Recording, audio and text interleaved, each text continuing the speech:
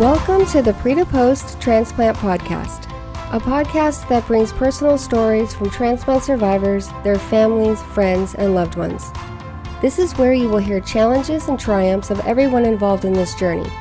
Our guests will offer wisdom, advice, and inspiration on everything you want to know about transplant. My name is Jenny McFarland. I am a transplant survivor, and this is a podcast I wish I had before and immediately following my transplant. Thank you for listening. Hey everybody, welcome back to the Pre to Post Transplant Podcast, where you get to tell your side of the story. This is Jenny McFarland, your host, and I am super excited about today's episode. I have a great episode for you today. First, let me just remind you to please leave a rating and review for the podcast. That way it helps people find the podcast easier. And also, I love getting reviews and ratings. And of course, I like the 5-star ratings, but you do what you feel is best. Also, don't forget about the website where you can hear all the episodes and you can see pictures of everybody on the episodes. And you can leave a comment or a question, or if you want to be on the podcast, you can get on there and send me a message too. So, also, I want to mention about the transplant games. They're coming up in, it's already like 2 months away. And I'm so excited about it. I can't wait for it. I'm going to be there with the Pre to Post Transplant Foundation. I'm going to have all my stuff set up to record. And so I hope that I get to meet you. And if I know you, I hope I get to see you and we can record a little something. So, I'm also excited to say that the Transplant Foundation has reached their fundraising goal to help us get to the games. And so for all of you who participated in the fundraising and donated, I am truly, truly grateful for that. So I'm so excited about the Transplant Games. I'm going to talk a little bit more about it in my upcoming episodes. But for now, I'm just going to go ahead and jump into this episode. I got to talk with Alyssa, who is only 2 months out from her transplant, which is amazing. She's doing great, and she has the most incredible story. She had a lot of challenges and a lot of hurdles to climb, and finally, she's doing good. So take a listen, leave a comment, tell me what you think about it, and enjoy. So help me welcome my guest, Alyssa Hicks. Hi, Alyssa. Welcome to the podcast. I'm so glad that you're here. Hi, thank you so much for having me. I'm so happy to be here. You are welcome. So let's start out by telling me when you had your transplant, where you had it, and why you needed it. So I had my transplant actually 2 months ago on February 20th. That's my birthday. Oh, that's awesome. Yes. Yeah. Well, congratulations. 2 months. Thank you. I know. I can't believe it's been that long, but also it feels like yesterday, of course. I had it at the University of Colorado Health Hospital in Denver, Colorado. Okay. And I needed it because I had hit end-stage renal failure back in 2021 and was on dialysis for the past couple of years. Okay. Yeah. Wow. Okay. Well, I don't know for sure, but I think you are the youngest transplant person I've had on here. So I'm 33. Not in age. I mean, you've only had it for 2 months. Oh, I was like, I don't think so. But yeah, no, No. You're right. I've had it for 2 months. Yeah. It's so crazy. Yeah. Well, let's talk about your journey a little bit. Tell me what was going on before your transplant. Like, how did you find out about your renal failure and what kind of symptoms were you having and stuff like that? So I actually wasn't having any symptoms. I had actually had COVID in September of 2021. Really bad, actually. I almost went to the hospital. I was one of those where like I couldn't breathe. Yeah. And it was just really bad. I lost my taste and smell actually for 2 years. Oh my. Which is crazy. It just came back like a few months ago and it's been amazing. But because I'm also totally blind. I don't know if I mentioned that to you. So I don't see anything. And so to have be totally blind and then have no taste and smell, and you're basically missing 3 out of your 5 senses. Yeah. It was terrible. It was absolutely terrible. Yeah.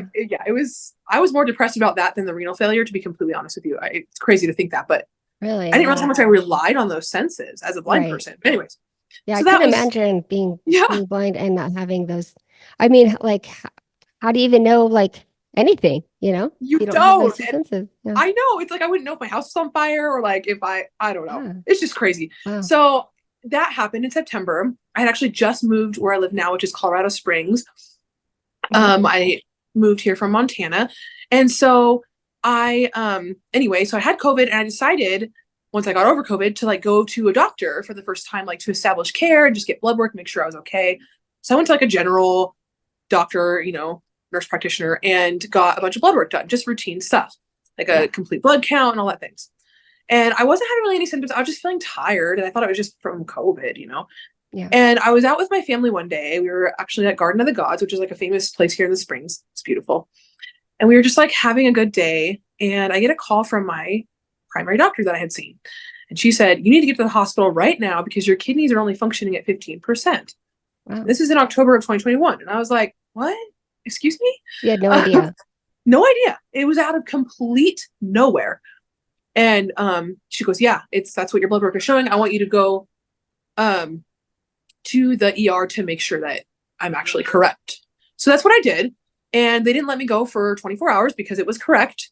And they wanted to find out what was going on. They thought maybe because I had COVID, how they'd heard of people like going on dialysis after COVID. Yeah. So they thought it was like an acute injury. So they're trying to figure that out. Well, I was like, I want to go home. I feel fine. Like I was like one of those like, this is ridiculous. Why am I here? Like I'm fine. This is not real. This is not happening.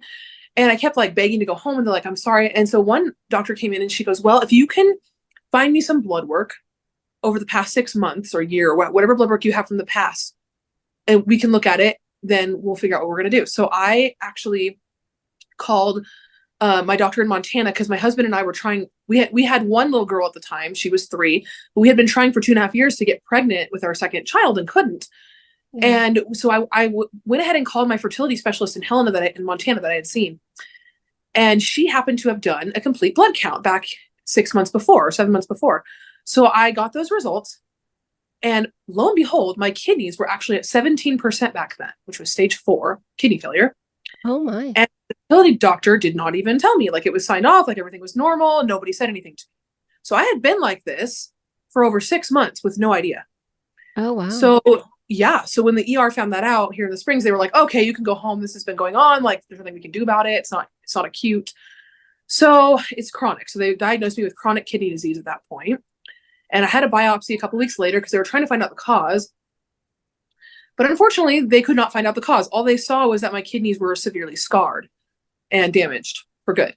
And so they said that I needed a transplant. And at that point, I didn't need dialysis because I guess like 15 is like the line. Like that is the line between stage 4 and end stage. Once you get to 14, they suggest dialysis. So I was like right at the cusp of not needing it. And so I didn't do it. I felt Yeah. fine. I was not swollen anywhere. I was urinating great. So everything was fine. So they thought, you don't need dialysis. So that was good. But then I started my transplant evaluation process in November of that year. And I got listed in February of 2022 in Denver. And they said the wait time was 5 to 7 years for a deceased donor, unless you could find a live donor. In that case, it would be about a year, probably. Yeah. So that's what we kind of all knew. And I was willing to wait the 5 to 7 years, although I was kind of sad because we really wanted to have another baby. And I was like, I can't get pregnant, so I'll offer my transplant now. Yeah. At least now we know we're not getting pregnant. So Yeah. now we knew it wasn't unexplained infertility, there was an explanation. So that was nice. But then in March, that next month, my kidney function went down to 13%. And so the only symptom I got was like some heart palpitations, which I didn't know if that was related, but I did notice that, Yeah. and a little more fatigue. So at that point, they suggested dialysis, unfortunately. And So I wait, decided, before I'm sorry. you go on, I just want to Yeah. ask you one question before I Yeah. forget. And, So was the fertility issues Mhm. because of your kidney issue? Is Yes, that that's why what you they couldn't said. get pregnant? Yes. So because my kidney wasn't functioning, was functioning 15% for a Right. long time, more than I knew. It just wasn't sending the signals to my body to ovulate correctly, is what I read in my research. So Oh, basically, like when your kidneys aren't working, your body just everything in your body's off. So my yeah. cycles were off. I mean, I was having cycles, but they just were off. And I guess I wasn't ovulating. So that's why I didn't get pregnant. And they were telling me, oh, you have PCOS, you have unexplained secondary infertility. You know what they say, all that kind of stuff, like unexplained, we don't know. Right. But now we knew. So it was actually kind of a comfort to my husband and I, because, we were so sad. We're like, why are we've gotten pregnant before? Like, we have a daughter. What is going on? And she was like almost 4 at the time. And we wanted her to have siblings so bad. And anyway, so we were just so like, just confused. But now we kind of went, okay, well, at least we know what's going on. So it was really good, actually. Did you ever ask your fertility doctor why she didn't mention the kidney thing, or maybe she didn't notice it or something? I didn't. And everyone tells me I should have said something to her, but I just, at that point, I was just like, you know what? She's not my doctor anymore. Whatever. People make mistakes. She probably missed it. She did make a comment to me. I remember one time before she gave me my fertility shots, something was kind of elevated in your kidneys, so I need to recheck something. But then she never did. So I don't know if she just like didn't notice how low it actually, or how high my creatinine actually was. But yeah, so that was, it was okay. Everyone said, oh, you should have gotten her in trouble. And it's like, no, I don't know. It's fine. Like, at that point I was so focused on my health that I was like, yeah, I don't want to even like pursue that, Right. So that was that. But yeah, so I ended up starting dialysis. I got in the beginning of April 2022, I got it's called a peritoneal catheter. I got that placed in my peritoneum. I decided to do peritoneal dialysis. I don't know if you've heard of that, but I think it's someone talked about it on your podcast before. So, but basically it's not the traditional hemodialysis. It doesn't have anything to do with blood. It's all through your peritoneum. It's actually kind of cool if you think about it. Is that the one that it kind of runs all the time? Well, yeah, at night. Oh. So we did it at night on a machine. We hooked the machine through my peritoneal catheter. It's almost like it's like a big tube. And they describe it as a straw, which I hate that description, but that's essentially what it is. Yeah. Coming out of your stomach, essentially. Right. I was sad because I love taking baths. It's like my self-care. Like, I take a bath almost every night with essential oils just to wind down. Well, I couldn't do that anymore with this catheter. Right. Because there was a really high risk of infection. So that was really hard for me. I was very depressed after that. But I just found other self-care. But so I started peritoneal dialysis, which was awesome because I got to do it at home at night while I slept. Didn't have to leave my preschooler, who I was like so afraid to leave and go to this, I didn't want to be away from her going to the dialysis clinic. So it was really nice not to have to go in center for my treatments. So, and my husband, because I'm totally blind, my husband became my caregiver. And he did my dialysis treatments every night. He would hook me up before bed and he would unhook me in the morning when I woke up. And that was just what we did every single night. He was amazing. It kind of sucked, honestly. And I remember listening to one of your podcasts back in like November, I think, where someone talked about husbands being caregivers. And that really resonated with me because it kind of sucked. Like, it felt like he became my caregiver and almost like he wasn't, well, he was still my husband, but it kind of felt different. Like, it felt like our marriage changed when that happened. Right. And it was hard. He more became a nurse than a husband.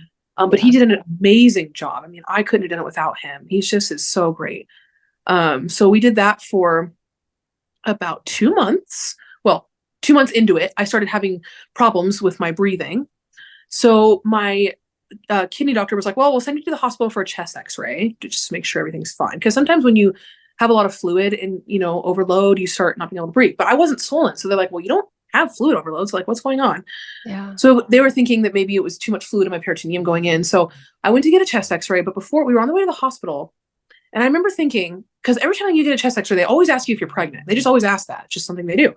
Well, I think it's because the x-ray waves or whatever will affect your pregnancy. Will affect your baby, especially if you're early on. Right. So I always was not sure because, we've been trying for so long, and we did stop trying when I went into kidney failure, but sometimes accidents happened and we didn't always protect very well. And so we were in the car and I said, babe, my cycle's due in a few days. Can we just stop and get an early pregnancy test? I just want to make sure I know. And he laughed at me. He's like, we haven't taken one of those in a year. What are you talking about? Or 6 months or whatever. Like, we're not pregnant. I'm like, I know we're not, but I just want to make sure because I want to be able to tell the x-ray tech, like, yes, I'm not pregnant. I'm not sure. So we went to the store. We bought one of those like early result tests where you can tell like 3 weeks along. Yeah. They're really expensive. And so we bought those, went to the hospital. We stopped at a bathroom, like a co-ed bathroom, and we took the test. Well, I was washing my hands and my husband was like, how long do we wait for these things? And I was like, 3 minutes. It had been like 20 seconds.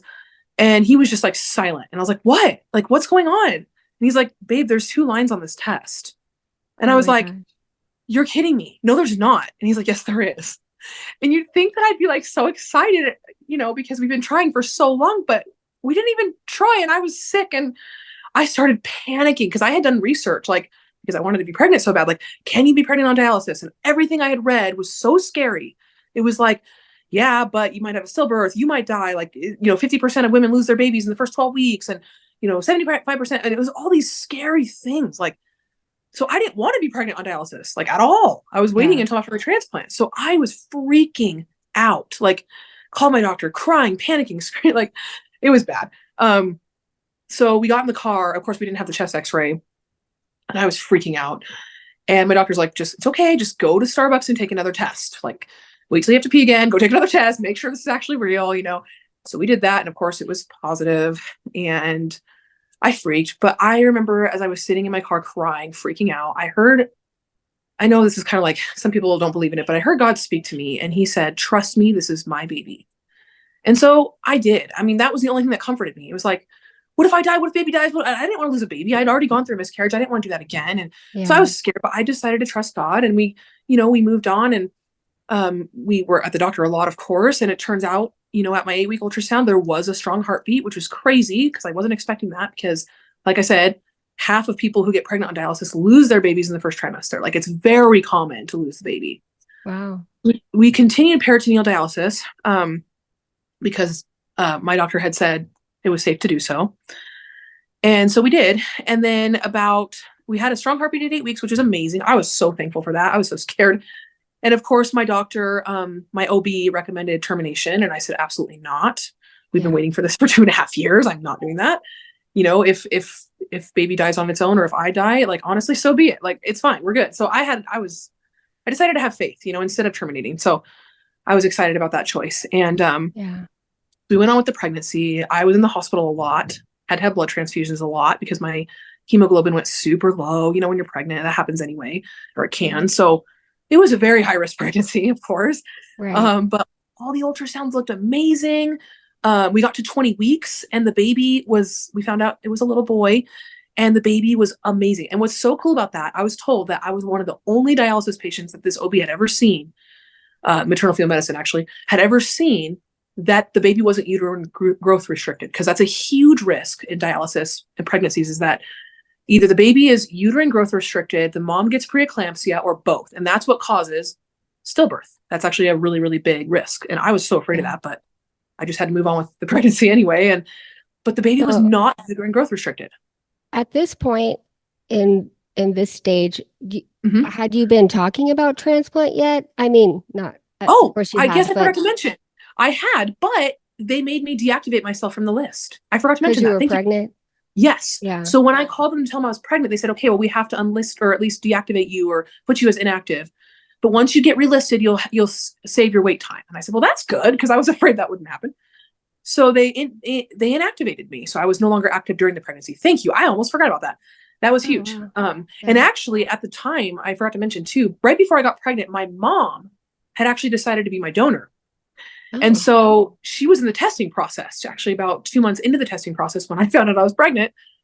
And so she stopped her testing as well. They told her she had to, and that she would have to retest when the time came. So that all stopped as well. And I wasn't upset about it. Obviously I was pregnant. So I was, more excited about that.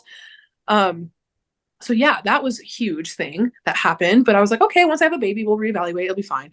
Were you worried at all about, well, obviously you were worried about the baby, but were you worried about the fact that you had to be delisted? Like, were you worried that your kidney would fail and something tragic would happen? Well, you probably were, but that something tragic would happen.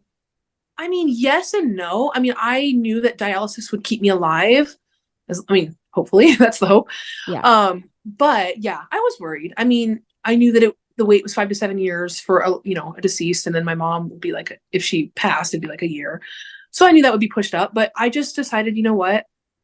Like, obviously the baby's worth it and we'll see what happens. Like, I just had to trust God again, which was hard. Right. But often that is hard to do. So I did it. Right. And how so, long were you on the transplant list before you got pregnant? About 4 months. Okay. Yeah. And then I was only on dialysis 2 months before I got pregnant. So it was just funny to me because here I'm trying for 2.5 years Yeah. and my kidneys aren't working. And then when I started dialysis, it's almost like my body was like, okay, now we know how to ovulate because your Yeah. kidneys are getting, your blood's getting cleaned. So apparently I did Right. have a lot of toxins in my system. And that's what I think it is. After some research, if for anyone who's interested, I think that the toxins that build up in your body from kidney failure, that's what causes infertility, because your body, is holding on to those toxins and it makes it hard to ovulate correctly. So once the toxins were cleaned out, or at least a lot of them, the body figured out what it was supposed to do. So Yeah. I thought that was interesting, actually. Yeah, that is That's very interesting. Yeah. and it's not common, though. I have to say, it's not common. In fact, what I read was the statistics are someone on peritoneal dialysis, which is what I was on, less than 1% chance of conception. So Wow. it is extremely rare to conceive on peritoneal dialysis. So I was like, this has to be the Lord. Like, this has to be a miracle right now. Yeah. Like, and so I kind of had a lot of faith that the baby would make it, because I'm like, this is just too beautiful and too rare to be Yeah. true, but it's got to be a miracle. So I just kind of held on to that when I was afraid of the baby, passing away, which I was every day. Yeah. I had a Doppler and I checked his heartbeat like 17 million times a day.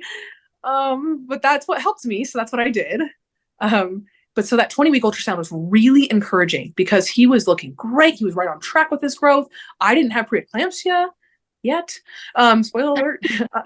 But I didn't. And everything was looking great. And the Yeah. only thing that was a problem was that my tummy was getting too big for peritoneal dialysis. So I couldn't fit the fluid and the baby in at the same time. I was actually, at that point, I was on 24-hour dialysis. So what they would do is they did 12 hours. I had to get on the machine for 12 hours at night, which was really hard Yeah. when you're trying to put a toddler to bed at 8 p.m. because you have to be on the machine by 7 if you want to get up to get her to school. I mean, it was terrible. Yeah. So 12 hours at night. And then once I drained in the morning, I had to put fluid in me and carry that until my next treatment. So I was on 24-hour dialysis for a while. And that got to be really, really hard and painful because I'm growing the baby and then the fluid. And it was hard because I couldn't feel the baby kick a whole lot when there was that much fluid in me. So I would worry more. And so we decided around 20 weeks that I would go off peritoneal dialysis for a while, get a chest port placed in my heart. It's called a CVC, central venous catheter, I think, placed in my chest for hemodialysis. And so that's what we did.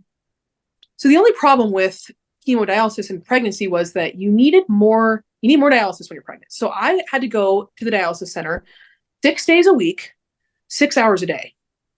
So it was a full-time. It was crazy. So I did that for a couple of months. Yeah. I mean, it was crazy. And what was hard about that too is that my daughter, I was away from her. So I had to end up putting her in full-time school, which I did not want to do. She was only in school, in preschool Tuesday, Thursdays before. So that was hard for my mama heart, but I did it because I had to take care of my other baby too. So that's what I did.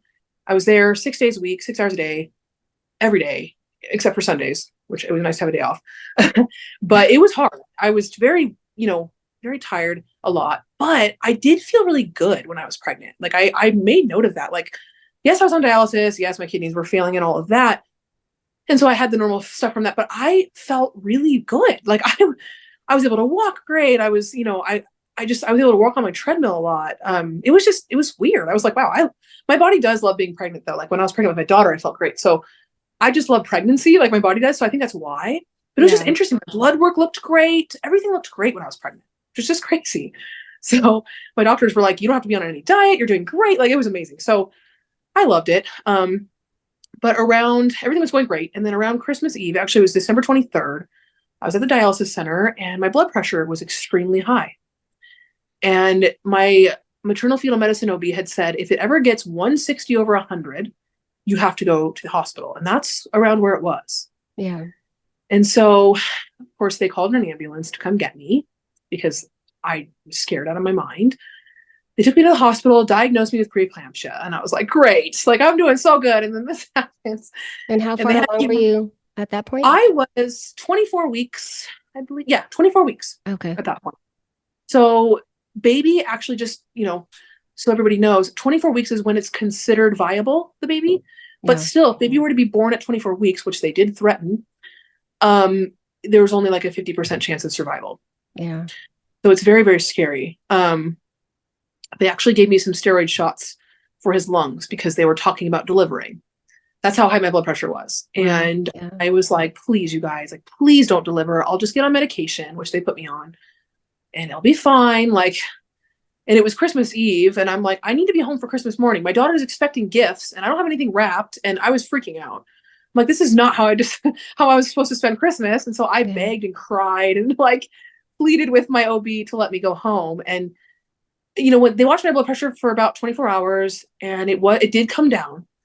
And so my doctor just said, all right, you can go home for Christmas. And that was so exciting. He goes, but if your blood pressure spikes again, you're coming back and you're not leaving until this baby's born. Because they threatened to keep me until the baby was born, which could have been months. Yeah. And that scared the heck out of me because I'd be away from my daughter. And that would be hard because my husband has to work. And anyway, that was just scary. So, and I was a stay-at-home mom. So they let me go, and I got to spend Christmas morning with my daughter, and it was magical. And I was so happy and blessed. But then 5 days later, on December 30th, I was at the dialysis clinic again. My blood pressure was fine, but I couldn't breathe for some reason. And my daughter had been sick. She got sick like the day after Christmas, and I was caring for her. She had a really high fever and a cough and all that. So I thought, okay, I'm just getting what she had. But I couldn't breathe. And it was so bad that they had to give me oxygen at the clinic, which never happened. Like, I didn't need oxygen ever. Yeah. And I needed like 2 liters or 3. No, I needed 4 liters. That's right. I Wow. needed 4 liters. And, my oxygen was just plummeting. And so they said, should we call an ambulance? Well, instead I called my husband. He came and got me. They said, go to the hospital. This is not good for you or the baby. So I went to the hospital. Turns out I had pneumonia. So that was weird. I mean, because, when you're pregnant, your immune system's down and you're also on dialysis. And so Yeah. I had pneumonia. So I was in the hospital for a whole week, actually on oxygen for a whole week. They couldn't get me off of it, which scared me so bad. Yeah. But the baby, the whole time, the baby was great. They kept doing heartbeat checks and ultrasounds, and he was just happy as can be in there. And that made me happy. Yeah. Okay, well, I feel like I'm dying, but the baby's great. So we're good. So I laid there and, for a week. And then finally I got off the oxygen, and my doctor said, okay, they threatened so many times to keep me until the baby was born. And I was like, you guys, it's not necessary. My blood pressure's fine. And they kept doing blood work, and it was fine. And so they said, okay, your oxygen comes off, you can go home. So I finally worked to no oxygen. And they were actually talking about discharge. They were about to release me. They had the papers and everything. And then my maternal fetal medicine specialist walks in, and she says, I'm glad you're not going. You're glad you're not gone yet, and you're not going anywhere. And I said, why? And she goes, you now have HELLP syndrome, which is basically where your preeclampsia gets so severe that your organs start failing. Oh. So my liver had started to fail. So she said, we are taking your baby by emergency C-section tonight. And at this point, I was 26 weeks, 6 days, which is still a scary time to deliver. I wasn't even in the 3rd trimester yet. And I said, please, can I wait till I'm 27 weeks? One more day. She goes, nope. Unless you want to have a stillbirth, no. And because I was yelling at her and fighting with her about it. I mean, I was mad. I was like, you're not taking my baby. Like, I'm a nice person generally, but I was not nice that night. Like, I just wasn't. I was just so hysterical. But she said, when she said stillbirth, like when that word came out of her mouth, that's when I went, okay, fine, do what you need to do. It sucks, but do what you need to do. So they put me on an ambulance to another hospital where his NICU was going to be, because I already had planned on a NICU stay, but we were thinking like 34 weeks, Yeah. So we got there. He was delivered at 3 a.m. I was on magnesium, which if you've ever been on a magnesium drip, it is absolutely terrible. You feel like you're dying.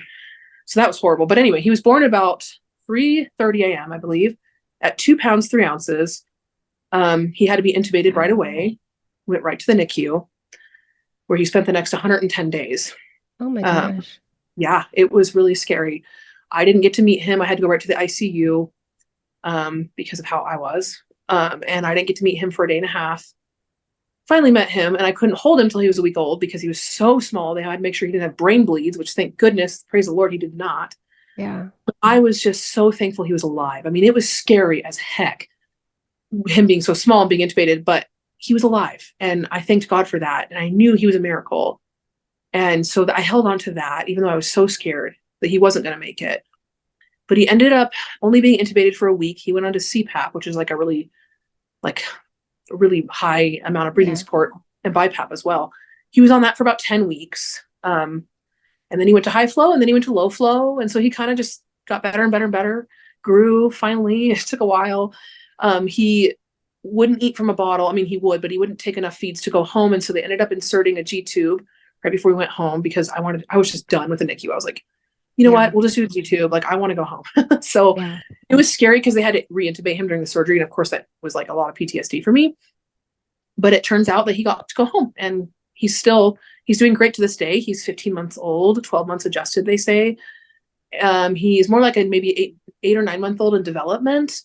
But he is doing great. He still has his feeding tube, but he's thriving and he's doing great. And so I'm so thankful for that. I mean, that was a huge miracle, baby born on Yeah, dialysis. We called him for the sure. dialysis baby. So, Right? that I was mean, I've amazing. never ever heard of anything like this ever. Yeah. Yeah. My story's crazy. I'm sorry. I should have warned you. It gets crazier too. No, Uh, that's okay. Crazier than that? Oh my gosh. yeah, a little bit. I mean, not too much crazier, probably the same, but yeah, there's more. I mean, it's crazy. Um, so I said I felt great when I was pregnant and my blood work was great, which it was. After he was born, however, my health really, really, really plummeted. It just declined very much. And Yeah. my blood work started to look terrible. My phosphorus, which if you know anybody with kidney failure, phosphorus is a huge deal. Um, it if it gets too high, you can get something called calciphylaxis, and that kills you. Hmm. My phosphorus started to go really high after he was born. It had always been normal. It got up to a 12, and normal is like 4 or 5, I think. Oh wow. So that was really scary. I started having symptoms of that right away, itching and just feeling horrible. I couldn't walk more than like a few feet without getting winded. I was so sick after he was born. I mean, it was like I almost passed out several times during dialysis. I mean, I had to stay on hemodialysis for another couple months after he was born because they wanted my C-section scar to heal before they put me back on peritoneal. But eventually I went back on peritoneal dialysis so I could be home with the babies. And that was fine. However, I just kept getting sicker and sicker and sicker. And I got relisted on the transplant list again in July of 2023. So that was good. Yeah.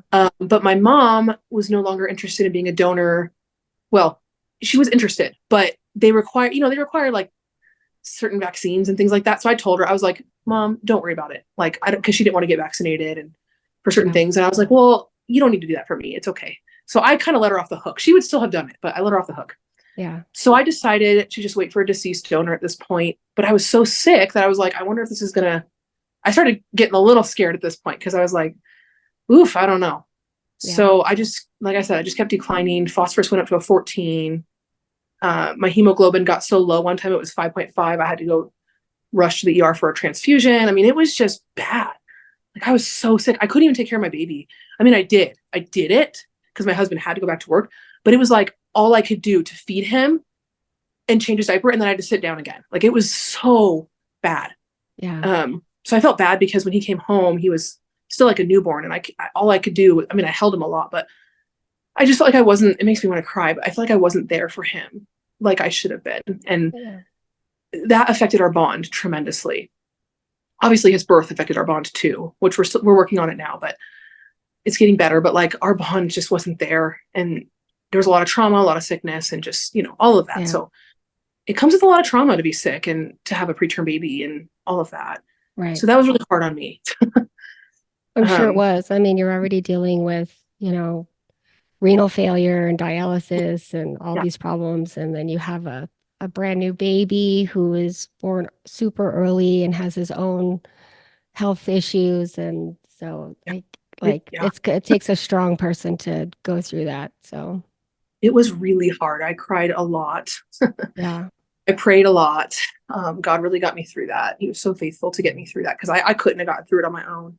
My Yeah. husband also was just a saint. As I've said before, even though we've had our struggles with him being a caregiver more than a husband, which every marriage does, Hmm. he has just been my rock through all of this. Like, it's just amazing. He doesn't get enough recognition. Like, he is just such a rock still to this day. And I am so thankful for him. I love him with all my heart. Like, I couldn't have done this without him. Yeah. I'd be gone. Like, I wouldn't be here if it wasn't for him. So I just wanted to take a minute to thank him because he is just such a faithful husband and caregiver and dad. I mean, he stepped in and took care of these kids when I couldn't. As soon as he Yeah. got home from work, like instead of what he should do is get home and relax, like he got home and just took over for me so that I could rest Yeah. and did that day in and day out. And it was just such a blessing. So yeah. So then about December, so about 3 months ago, that's when I really got sick. I developed neuropathy in my feet, which come to find out that happens from toxin buildup. It is very painful. Your feet go numb. It's like nerve damage, like permanent nerve damage. So Yeah. I still have it to this day. But it's where you can't really feel your feet. And then when you do feel them, it's pain. Yeah. So walking is very difficult, as well as just anything. Sitting is even difficult sometimes. So I developed neuropathy, which made it really hard to take care of the kids because I could barely walk. I had to be in a wheelchair sometimes, like when we go to outings or like airports or hospitals or anything. I had to be in a wheelchair. And that was hard for me because I have a service dog. If I didn't mention, she's a lab and she guides me. So when I was in a wheelchair, she was like, "What is going on with my mama?" And she She couldn't couldn't do work. her job. She Yeah, couldn't she couldn't do work. her job Yeah. like for months. She couldn't do her job because I couldn't walk. So anyway, December was when it got really bad, and my husband ended up posting on Facebook about my story and asking people to essentially be donors for me, like in his humble way. And we had a lot of people reach out wanting to be my donor, which was such a blessing. They only test one person at a time here, which it's probably the protocol everywhere. But so people were like coming out of the woodworks, and we had to like try to pick somebody that would be best for me, but we didn't know. So the first person to make the phone call, we kind of said, okay, first person to call and like do it will be tested. So we had a friend that did. He was absolutely amazing. Turned out, I found out a month later, he was my match, almost perfect match, which was amazing. But he had to lose weight before we could do the transplant. So, and it was fine because honestly, at that point, I was so sick that I probably was too sick for a transplant in my mind. And so we both said, okay, let's focus on our health. I'm going to try to get better with diet, and I'm going to switch back to hemodialysis because peritoneal wasn't doing it for me. And then he was going to lose weight. So that was kind of our plan. And we were going to do that for a few months. Well, the next month was February, and I actually had a trip planned because I'm a singer. And so I had to fly to California to record an album. And so I'm not like a famous singer, but this is my first album. But like it was so exciting. It was like an opportunity. But I was so sick. I'm like, can I do this? And so my family went with me to support me. And I was basically in a wheelchair like the whole time, and I couldn't walk, but I went to do it. And I was like, I'm going to record this album if it kills me, you know? So Yeah. I flew and recorded the album, and it was hard. I was very weak. My voice was even weak. So I was like, I wonder it turned out. But I did that. And when we got home, it was February 19th or no, 18th on a Sunday night. What was that? Like at 1 a.m. on the 19th when we got home, I fell asleep. And then 6 hours later, my phone rings.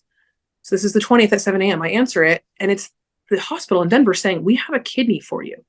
Now, mind you, I wasn't expecting this call for like 3 more years or like 4 more years. Yeah. It was a deceased donor, and it was a young person. All they would tell me was it was a cardiac death, and that the person was being taken off life support today, which made me very sad. I was like, oh, this is terrible. Like, I don't know if I can do this. Yeah. Because of all the guilt I felt immediately. But they said, would you receive this kidney? If you will, it's not for sure, but we'll let you know if it is. And I was like, so I said yes, because I was like, I didn't know what else to say. But then I immediately called my potential donor, and I was like, what did I just do? Like, should I have said no? And he goes, absolutely not, you crazy girl. Like, go get that kidney. Like, it's fine. Because I felt bad he had done all this work to lose weight, and then I wasn't gonna go through it with it. So anyway, so he said, no, you take that kidney. I'm pretty sure he wasn't upset about that. I mean, He was not. He was, yeah. especially because his wife is actually on dialysis. So he Oh. knows, like he knows. Yeah. So he wasn't a match for her. So that's why he tried with me, and he was a match. So it was just really cool. So anyway, he he said, go get that kidney. So we did. It ended up being a go. They wanted me at the hospital at 10 p.m. that night. So my husband had to leave work, and we had to take the kids with us because we had nobody to watch the kids. But luckily my mom flew out like at midnight that night to watch them because she's from California. Okay. But we went to the hospital and got a hotel down the street for the kids and my mom.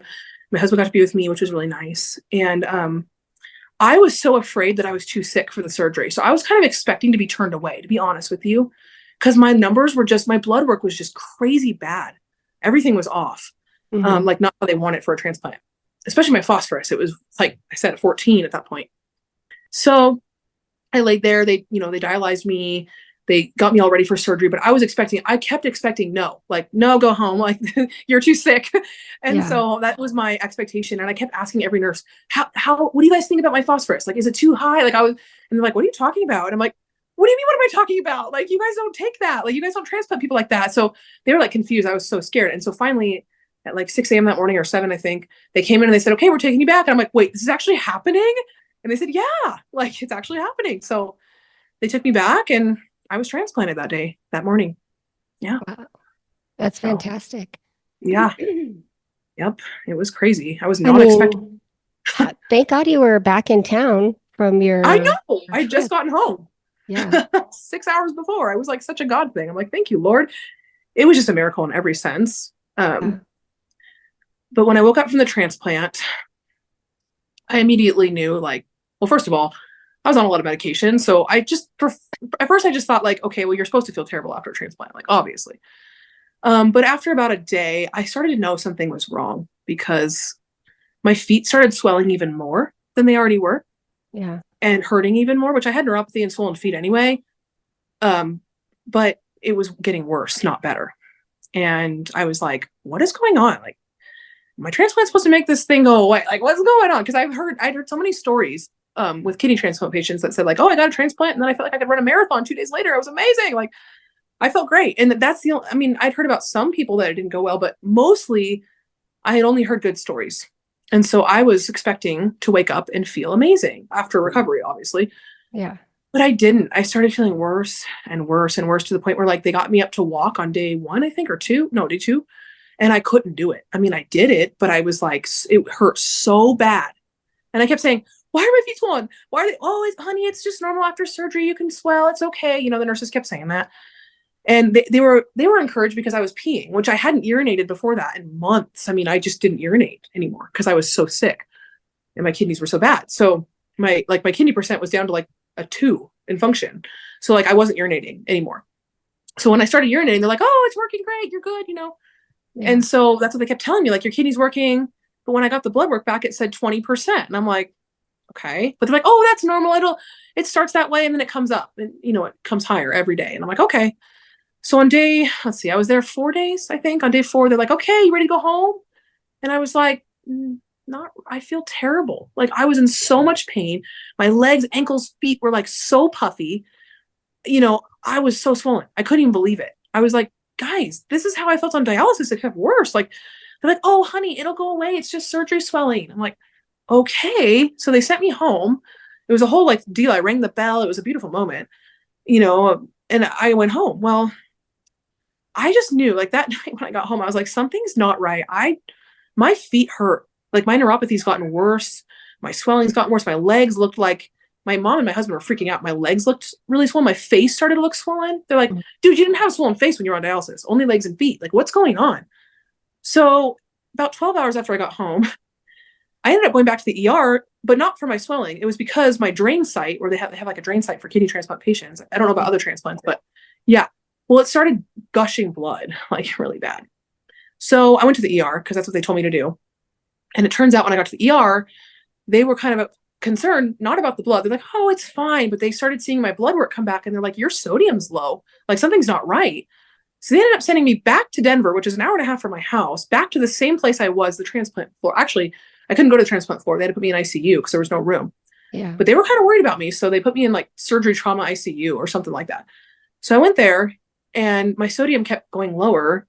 It would come up for a minute, then it would go down. And I was swelling more and more every day. It was to the point where like my back was swollen, my stomach, I couldn't eat, I couldn't drink, I couldn't walk, I couldn't breathe. I mean, it was so bad. And so finally they said, well, you're probably just having fluid buildup. Let's, you know, something's going on. So we're going to give you diuretics. So actually they sent me home because the trauma ICU didn't know what to do with me.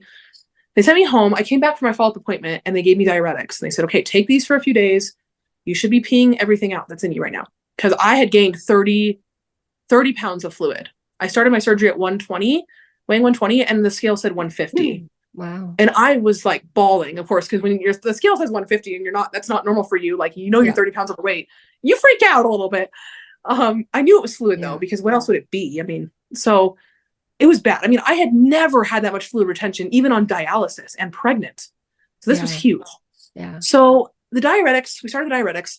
3 days later, we came back to the hospital, said they hadn't been working. In fact, I was getting more swollen and I was really sick. I wasn't keeping anything down eating wise. I wasn't even eating. So they ended up doing a urine sample. We went home again, but when we got back to our house, they called us in Denver and said, you're coming back and you're being admitted because there's protein in your urine and we don't like that. And your kidney function's not really going up much, like not getting better anymore. It was like stuck at 20 something, which is stage 4 renal failure. Okay. So I'm like, great. Like, so I go back, I get readmitted. They did a biopsy the next day on the new kidney to make sure everything was okay. They wanted to really see why I was having protein and what was going on. Yeah. Because protein spilling is indicative of kidney issues. So we Yeah. did that. I ended up being there for a week. So sick. They had to do 3 dialysis treatments to get 6 liters of fluid off. And they also had to do a paracentesis to get a liter out of my stomach. I mean, it was that bad. I was Yeah. so fluid retentive. And so I'm waiting and waiting for these darn biopsy results. They took forever. So I was there for a week kind of for that reason. But they kind of had a suspicion of something. So they started me on these treatments. They thought I had some kind of autoimmune problem, but they didn't know. But they wanted to start me early just in case. So I started dialysis again. I had to get a port in my neck, which, by the way, is the most painful and annoying thing possible. Oh, yeah. Yeah. Oh, I'm sure you've experienced that or know someone who has like those hospital neck ports. They're just terrible. They're just a nightmare. Like, they gave me bad dreams. I'm not even gonna lie. So anyway, I got one of those and I had the dialysis treatments to help me get this fluid off because that was all they could do to get it off. Diuretics weren't working. Nothing was working. And so that was kind of discouraging. You have a transplant, you have to go back to dialysis. I mean, you hear about that happening sometimes, but like, it was discouraging. So then they started me on something called plasmapheresis infusions because they were starting to think that I had some kind of autoimmune thing that was attacking my kidney. So they didn't know though, but they thought, well, it's not going to hurt you to do it. So they started me on those treatments. Well, they made me so sick. I threw up the first time. Like, it was horrible. Wow. But I did them. I had to do it 5 days in a row, no matter how I felt. Good thing they discovered giving me Zofran because that helped a lot. Yeah. But by the 5th day, they had gotten my results back, or the 6th day of me being in the hospital. And I was alone, mind you, because by that point, my mom had flown back home. And I wanted my kids to have somebody with them that was a parent. So my husband decided to stay with them. So this whole week, I'm alone in the hospital in Denver, an hour and a half from my house. It was terrible. Like, it was, I mean, I had God with me and I felt him and I was thankful for that. But I was so lonely and I cried because of that prednisone. I'm telling you, that prednisone, man, I cried all the time, like constantly. So anyway, they finally got my results back and they said, you have a blood disease called primary FSGS, which basically means that there's something in your blood. We don't know what, something in your blood that is poking holes in your kidney and trying to destroy it. Wow. And I was like, oh, okay. I'm the queen of crazy stories. I'm telling you. So, And they couldn't figure that out before? Like, how come? I guess you have to test for that specifically in order to find it? well, that's the thing that confused me because I was like, is this what caused my kidney failure in the first place and just nobody found it? Like, that's what started to confuse me because I'm like, first of all, like it just was confusing because I was like, they said there was no cause. They didn't know the cause. They thought maybe it was related to my genetic disease that I was born with, for blindness, which could have been the case, but they really didn't know. And so this apparently reoccurs after transplant. So it was something that I think I had before. It just wasn't caught. And when I asked my doctor later, she's like, oh no, like it wasn't on your biopsy. I'm like, yeah, because you probably weren't looking for it. Yeah. So that was really confusing to me, but I do think that I had it before because there's no other explanation of why, my kidneys just, failed and were, totally injured and scarred. It makes sense now. I'm like, oh my gosh, that's why they were scarred. Like, they were destroyed by something in my blood. So it all made sense. And if I would have known that, to be honest with you, I probably wouldn't have gotten transplanted. So maybe it's a good thing I didn't know because the fact of it reoccurring would scare me too much. And it was scary. I mean, I'm telling you, there was a point during this time where I was, full of fluid and very sick that I thought I was going to die. First of all, I wanted to die. I'm just going to be real with you. And I told the Lord, I wish I wouldn't have done this surgery. I told my husband too, I regret it. I felt better on dialysis. What did I do? What did I do? And I regretted getting the transplant for a long time, for like days, weeks. And it was just terrible. So they finally told me what was going on. But by then I had gotten a lot of the fluid off, praise the Lord, because I was starting to feel a lot better. They said, we're going to continue. They go, you can go home, tomorrow we're going to put a chest port in you and get that neck port out, which I was like, thank you, Jesus. Yeah.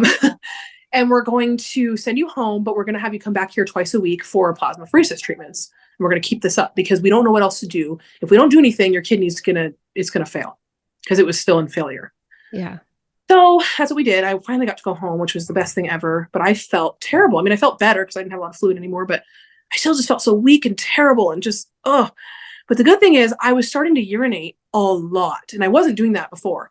It was just like couple times a day, but I was going like every hour, like, or 30 minutes really. It was really, really amazing. So my body finally kicked into gear with that fluid and I was able to get everything out and it was amazing. Like I was like, thank you, Lord. So I ended up losing so much weight that I was down because I was 120 at the start of surgery. Then I ended up being like 100 pounds, which I am around there now, which is crazy because now I'm like 20 pounds underweight, but I feel so much better. I'm like, I'll take that any day. Like Yeah. that's fine with me. But my appetite still wasn't there. I was getting so sick. I wasn't eating. So they ended up figuring out to take me off of some of the, I don't know if you've heard of like the Myfortic, Yeah. which is one of the anti-rejection pills. I guess that was making me really sick. So they like halved my dose. And now like my appetite's back. I'm feeling really good now. But anyway, so that's kind of what happened. I went home and I continued plasmapheresis treatments twice a week. They started me on an injection called Acthar, which is something my husband gives me at home. And basically that helps the protein in the urine and everything. And then they gave me something called rituximab, which was terrible, by the way.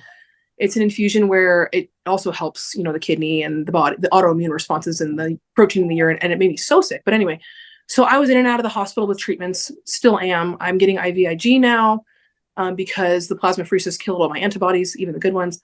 So it's just been a journey. These last 2 months have been probably the hardest 2 months of my life. But thankfully, the Lord has just sustained me. I'm feeling good now. And apparently now, this is the best part, my body has finally started responding to treatments and my kidney is now 90% function. Oh, that's fantastic. So yeah, so now it's a miracle. I just found this out actually on Wednesday. So this is like a new news. Like, and they told me now that I get to take a break. They said, we believe you're in remission at this point, which just means that my body responded to treatments. Yeah. It's unfortunately kind of like a cancer patient though, they said, where like, it's like chemotherapy, like, okay, your cancer is good now, you're in remission, but there's always the chance you can go back on chemo and your cancer will come back. Yeah. So that's kind of where we're at. Like, they're really happy with my kidney function. I'm super blessed and I'm going to take it every day that I have it. Yeah. But there might be a point where I'll need the treatments again because it will plummet again. And that's okay. Like, I'm not going to worry about that right now. I'm just going to focus on today and just be thankful for the 90% that I have because it's amazing. I'm exercising again. I'm walking again. I still have my neuropathy in my feet, which makes walking really difficult, but I have hope that will someday improve. It just might take some time for the nerves to regrow. Yeah. But for now, I am just so blessed and so happy to have this health that I do for the time that I have it. And it's very new. Like this is like in the past week or two. So yeah, I'm like super happy. So yeah, that's fantastic. That's kind of my crazy story. Do the treatments that you're doing, are those helping the blood disorder situation? So apparently there's no cure for that, is what they say. Right. But for some reason, these treatments, to be honest with you, I don't really understand it. But I think what it does is just kind of keeps it at bay, and stops the whatever it is they say they don't know in the blood from attacking. So it just kind of keeps it away from the kidney somehow. I don't know how, to be honest with you. I wish I knew. But it apparently only works for 50%. These treatments only work for 50% of FSGS patients. So I am actually in the 50% where it does. And at first they thought I was in the percent that didn't work because it took a little while for my body. It took about 6-7 weeks for my body to respond to that. Yeah. So it took a little bit. Some people respond quicker, but that's okay. Like, the treatments were hard on me. I definitely felt sick and horrible after all of them, but I had my last one last Thursday and I don't have to have any more until needed. And I had IVIG on Wednesday and I'm going to have one more of those. And I think I get to take time off of that too. So they're talking about taking my port out, which is super exciting for me. And I do have a fistula that's maturing. And so that will be what we use for treatments from now on. So this might be my last time with a port. Hopefully, I'm praying. Yeah. But yeah, we'll see. Well, and also, I know you've had a lot going on before, but you're only 2 months out. And so everybody who's 2 months out, there's always something usually within your first year. There's always challenges that you have to overcome is what I've noticed from almost everybody I've talked to. Yes. So absolutely. I've heard that too. And it's funny now, I hear a lot more stories now of transplants that go wrong because before I didn't know this could happen. So I just kind of like naively assumed that I would be fine after transplant. So, but you're right. The first year is Yeah. Like the first year's the hardest. There's complications. I just didn't expect such major complications, but you know what? Yeah. I'm now on the other side and I just couldn't be more thankful for that. Yeah. So you no longer regret the transplant, I take I it. don't. Yeah. No, I don't. I'm like so happy because now I can be here for my kids, hopefully longer. They're hoping it will last, they're hoping for years, but even if it's months, I'll take it. Any day off dialysis, it's a good day. Yeah, So, for sure. yep. What did you name your son? Just out of curiosity. Oh yeah, his name is Noah William, and Okay. when translated, that means rest in the will of God. So I That's really love that. awesome. That's Yep. that's beautiful. Yeah. Hmm. Well, that's fantastic. I'm glad that you overcame a lot. And I think that your story is very inspirational, especially how well you're doing right now. And you overcame so much stuff. And you did something that we just don't hear of. And that's, you started your dialysis and you're on the transplant list, and then you have a baby. And Yeah, crazy. your story is definitely a miracle story for sure. Yes, I agree. So thankful for that. Yeah. And I just, it's a great, I'm so glad that we talked because I find your story fascinating. And Aw. I hope that I get to hear more about it later in the future. We can meet again and you can give me an update on how you're doing. Oh, absolutely. Absolutely. I'm so blessed that I got to share my story. I knew right away. I was like, I have to share this with people because Yeah. it's just so amazing what God has done. So, Yeah, it is. And if people want to hear you sing, is there a way that we can do that? well, actually, my album is being released soon. We're still in the process because we have to put all these like music videos together and cover photos. But Yeah. once it's released, it should be on Spotify, is what I'm told. So, Okay. Well, you're going to yeah, have to keep me updated so then I can listen to absolutely. it and I can tell people to listen to it. But Yes, absolutely. I would love that. I think that's fantastic. Transplant singers, I love them. And it was before transplant. Now, like, I was kind of sad because I'm like, my voice isn't weak anymore, but it was so weak back then. Like, I would have done so much better now, but I didn't know that I was going to get a transplant. So I'm Yeah. just, whatever it is, what it is. But Yeah. Yeah. yeah, Okay, well that's great. Thank you so much for coming and sharing your story. thanks for I having do me. have another question for you before Yeah. we close, and I ask almost everybody this. If you had a piece of advice that you would give to somebody who is pre-transplant that you wish you had known before your transplant, what would that be? Well, I've kind of already said it, but I'll say it again. Just don't assume, and it sucks to say this, that everything's going to be okay after your transplant. Yeah, And maybe it will be. And yeah, that will be beautiful and amazing. And oftentimes it does go well. But that was the mistake I made because I had this mindset that whenever I got a transplant, everything would be okay. And now it is. But it wasn't a good experience at yeah, first. And it wasn't an easy recovery. I thought it would be. Um, and I also thought that, I would just feel better right away. My neuropathy would go away, which it hasn't. And that's okay. That's hard for me because some people end up in wheelchairs from neuropathy. So I'm really scared. But yeah, I'm trusting God that it's going to go away. But I assumed it would go away right away. And it didn't. I yeah, assumed that, I just assumed a lot of things. I think that assuming can be bad when it comes to transplants because they're all so different. And I didn't realize that. They're all so different. And then another thing I would say is just, you know, it's one of the, don't expect, so they told me the wait time was 5 to 7 years. And that's what I expected. That yeah, could be sooner. And I didn't know that. It was so surprising to me, almost to a fault where I was like, I don't think I'm ready for this. Well, because I yeah, was nursing my son at the time. So emotionally, I was really sad because I had to wean him, but I decided it would be worth it in the end um, because I'd be here for him longer. But yeah, it was something I honestly, that call, I wasn't ready for it. I thought I had a couple more months for my donor, to a few more months for him to lose weight or a few more years if I was going to get a deceased donor. So I was very taken off guard by that. And I didn't know that could happen. So just so you know, if you're thinking you have to wait 5 to 7 years, you might be wrong. yeah, So be prepared, I yeah. guess, for that call. Yep, that's pretty much what you're saying. Be Yeah. prepared, prepare yourself for Right. the good and the bad and everything in Mhm. between, for Yep, sure. absolutely. Awesome. Yeah. Awesome. Okay, well, I appreciate you coming on and I wish you the best and thank you so much for coming and sharing your You story. are so welcome. I am so blessed and honored to be able to be on. Thank you for having me. You're welcome. And I will talk to you soon. Yes, we'll chat soon. Thank you, Jenny. Okay, bye-bye. Okay, bye. Thank you for listening to the Pre to Post Transplant podcast. Please be sure to subscribe to the podcast and follow us on Facebook. Oh, and if you have not signed up to be an organ donor, please visit www.organdonor.gov and register today. You too can save lives.